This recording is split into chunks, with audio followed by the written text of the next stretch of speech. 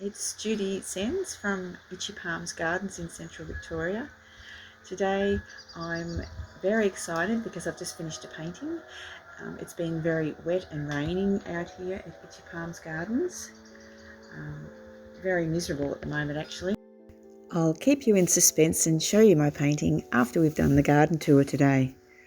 Yes, we've been pruning our mop top gladysseas. They look like they've been hacked to death, but believe me, they will be beautiful when summer comes. They're lovely green standards like big green lollipops in summer. We've been pruning these trees like this for about the last 16 years. It's only the last couple of years that we've actually got some machinery to help us with it. I used to do it manually. We have 8 of these gladysseas and they're a beautiful tree to grow. I recommend them to anyone. So this is what they look like before they've been pruned, and here is what they look like after they've been pruned. Here's a shot of the same mop tops last summer, and this is how they look every year, and they're a real asset to any garden, I think anyway. What do you think?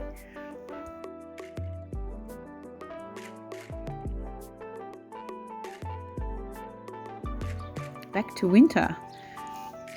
It's very cold out there today. It's so cold here that we cover our kumquat trees up with sheets through the winter to stop them from getting frost damage. They'll come good in the summertime.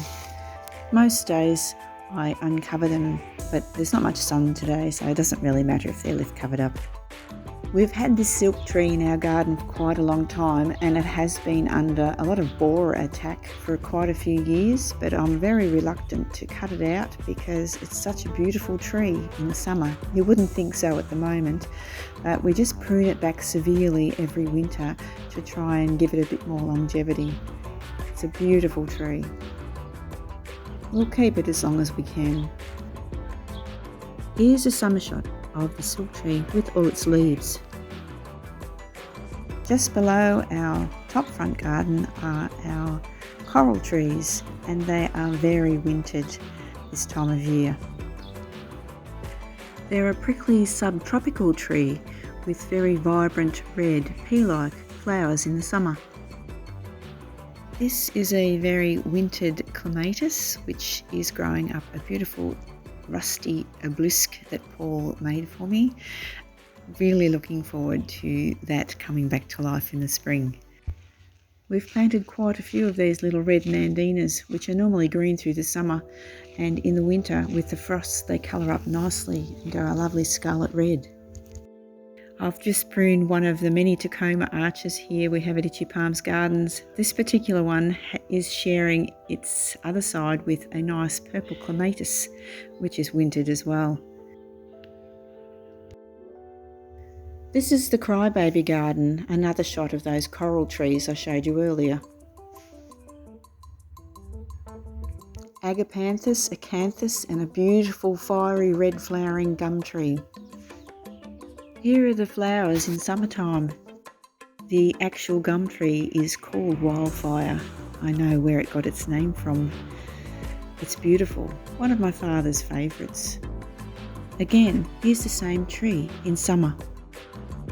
I planted it in his memory, and I'm sure he'd be very proud of it. We've come to the bonquette, complete with lightning tree seats and fire pit. I'll show you where our lightning tree seats came from in a little while. We spend many winter nights by the fire, enjoying the garden in the moonlight. This is the wine palm in the centre of the bonquette. This is very frost damaged Jasmine. I'm hoping it recovers and covers the whole arch this summer. It's nice to have little spots where jonquils just pop up in the winter time. And here is our gargoyle garden, which I've just pruned yesterday. They're oleanders, which have been pruned into balls, and hopefully they'll be nice and bright and vibrant in the summertime. Here are Janine's hot pokers, looking very nice. They don't mind the frost. They're a beautiful hot poker that lasts most of the winter. Please don't judge me by the state of the paths. Winter is our off time here at Itchy Palms Gardens, and the blackbirds have been at it again, making a very big mess on them by scratching around for worms. The Gold Garden has yellow cypresses, 3 standard ornamental mulberries, diosmas and jonquils lining the paths through the winter.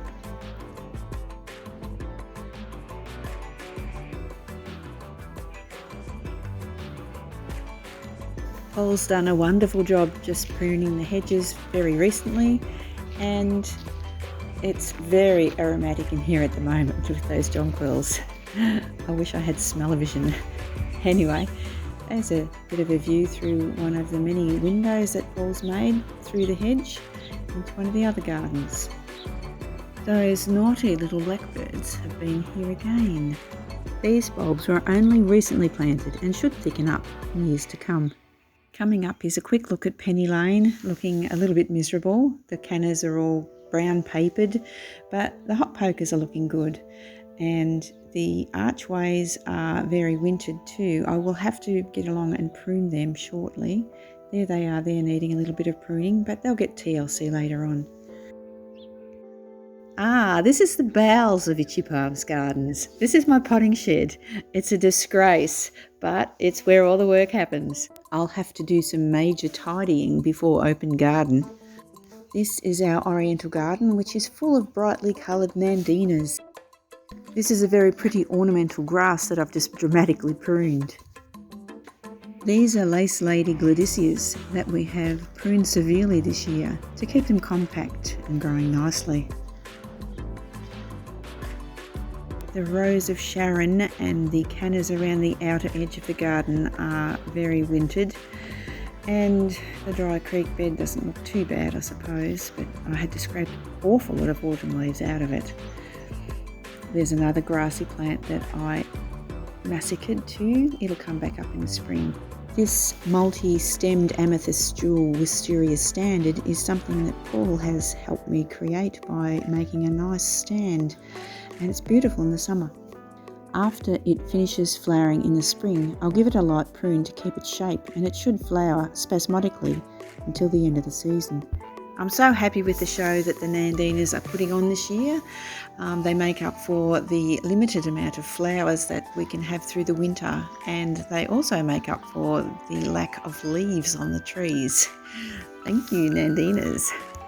These Manchurian pear trees have recovered quite well from a severe pruning last year. Our resident chickens have a chicken pen that is engulfed in wormwood. It's supposed to keep them healthy, and it's very aromatic. This is our pile of prunings at the moment. I will have to get the mulcher out at some stage to mulch it all up into nice mulch to put back onto the garden. In a second you'll see some mulch that we've mulched previously, and it is really good and very good for the plants. There we go, there's some mulch. These are the iris beds here that don't look very good at the moment. They're my bearded irises, but the Dutch irises are coming up lovely. These are white and yellow Dutch irises when they come up in the spring, and they're very hairy, aren't they? They're looking really nice, lovely grey foliage. These are the Crepe Myrtles that we transplanted last year from my brother-in-law's garden. Thank you, Peter and Julie, again. They survived the summer really well, but they're asleep at the moment, and hopefully this year they will be bigger and better. Now to the riverbed garden that I dug up one day when Paul was at work. I have featured the riverbed garden on a previous video too, but this is just a little glimpse of it at this stage. Oh, some kangaroos jumping around. Bloody kangaroos, they jump on everything. Right, looking down the riverbed garden at the sedums that probably need cutting back soon, but they've been really lovely over the summer. And right down to the willows, that's where all the rain runs. Now this is wintertime in the strawberry fields, and we have quite a few weeds growing. That's actually liriope, which I've pruned right back because the snails shredded all the leaves, so I thought I might as well cut them back. And we usually put guards around the bottom of the trees for the rabbits. They're Irish strawberry trees and the rabbits love them. This is an espaliered mulberry tree. One of two we have across the front of strawberry fields. Just in front of this area, it looks pretty bad at the moment. It needs to be mulched. A lot of the mulch that was up in the corner will be put on here.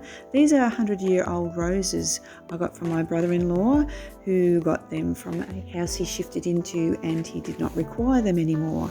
So Paul and I shifted them, and we are trying to give them lots of TLC to get them to grow well.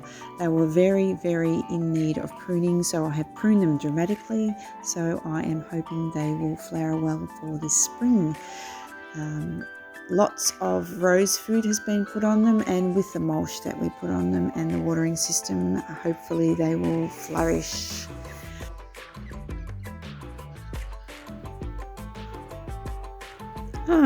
That's another espaliered mulberry and some more roses.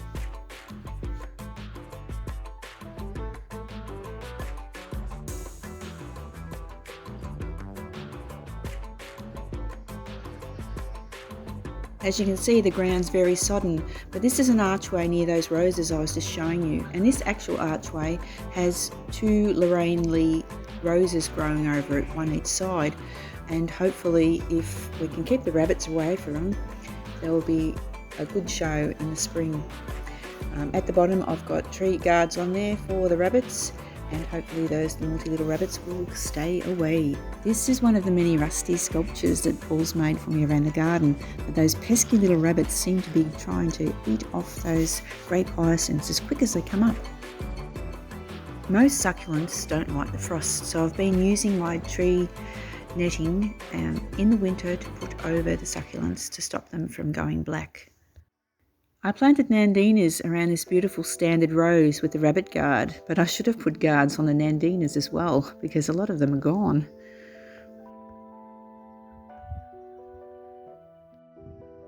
This is the box hedge that Peter and Julie gave us. It's transplanted really well, even though it does look a bit wintered. In the background you'll see our hot pokers, but in the foreground you'll see a couple of our seedless eating grapevines trellised along the walkway. Here's another of Peter and Julie's Crepe Myrtles, and some oleanders planted in the back, looking very wintered too. If you're lucky enough to ever come to one of our open gardens, here is where you'll be entering from the car park to Richie Palms Gardens. One of the reasons I'm doing this video is to show the dramatic changes from season to season at Itchy Palms Gardens. Winter is so totally different to summer. You have to see it to believe it. This is one of 3 hazelnut trees we have here, and it has catkins all over it. It hasn't produced any hazelnuts yet, but we're hoping it will in the future. This is a type of elm tree. I'm not sure what type, but I think it must be special because it was one of my mother's bonsais, and it's probably at least 50 years old. And so is this one. This is another one. I think it's a Chinese elm. All wintered, I know, but they look beautiful in the summer. But there is a story behind them, because the 3rd tree was knocked over by a kangaroo and I had to replace it. So this tree is only about 10 years old, and I actually had to prune it quite severely to get it to grow like that, because when I got it from the nursery it was just a nice straight tree, but now it's multi-stemmed. Turning around from the elms, you'll see a kidney-shaped bed in the sanctuary garden with an owl box in it. There's a big story behind this owl box. It's actually called Q Tower. A friend of ours helped us erect it. We would never have got it up otherwise because it's very heavy and it's very deep in the ground. These are currajongs and acanthus in this garden bed. Paul's even given Q Tower a tin roof, and we're really hoping an owl will take up residence there soon. A few years ago, the only original tree on our property was struck by lightning. On the night of the storm, we thought the neighbour's windmill had been struck by lightning, but sadly it was our tree, and one half of it died over the next 12 months. The force of the strike sent bark 50 metres into the paddock.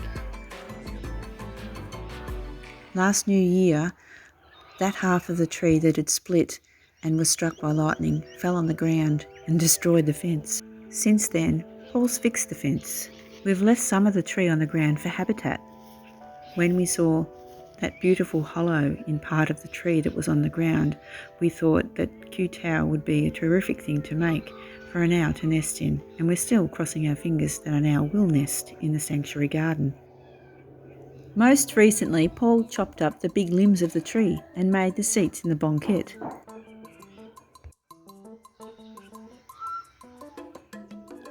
Sadly, with the damage that's been done by that lightning strike to that tree, I don't think it's long for this world.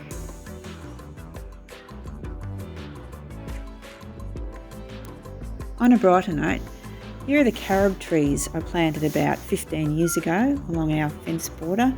They've done so well that they're actually producing carob pods. I've planted the couple of acres between the lightning tree and the edge of the garden out with Canary Island palms. I figure one day they'll either make a beautiful driveway or I might even be able to sell them to somebody as adult trees.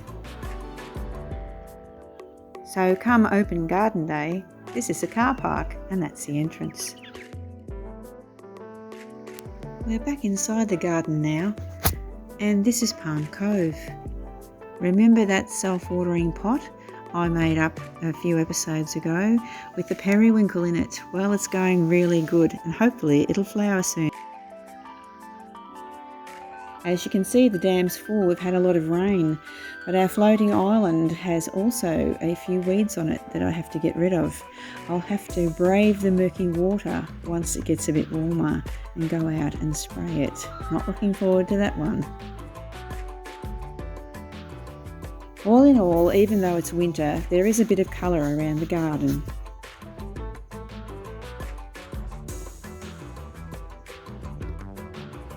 I'm crossing my fingers the bird of paradise will make it through the winter.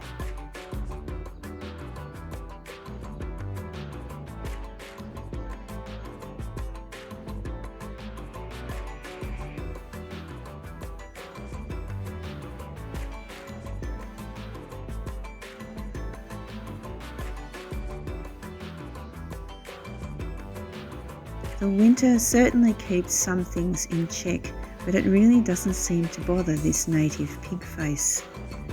I'm a bit worried that it's going to become a tripod and cover everything at Itchy Palms Gardens. Apparently pigface is quite edible, but personally it doesn't look very appetising to me. Its pink flowers put on a beautiful show against the golden japonica.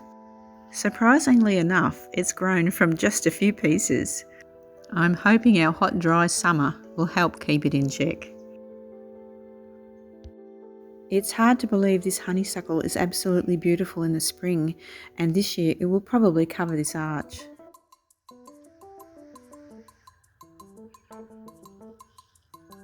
This is a garden I call the wedding garden, because I delusionally thought that one day there may be a wedding in the family here. But that day has never come and it probably will never come. But it's still a pretty garden and I can always sit on the seat and imagine my children being married here. The willows are just about ready to shoot. You can see the strands of the willow trees hanging down, and in the distance there are snowdrops. And behind the snowdrops there is society garlic that creates a beautiful purple colour in the spring.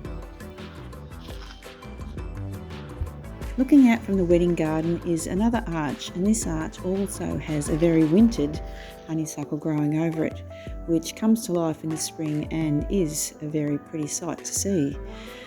At the edge of the dam there are steps going into it which Paul made for me, because earlier on in the piece I used to like going swimming in the dam. Jumping off the jetty and coming out to get out wasn't very nice when you had your toes squelching full of mud. So now the steps are there so that if I do want to have a swim I can without the muddy toes. Well, that's all for today, and as promised, here is my latest picture, a regal white peacock sitting on top of a fence post. It could even be at Itchy Palms Gardens. Thanks for watching, and I hope you'll join me next time on my garden adventure. Bye for now.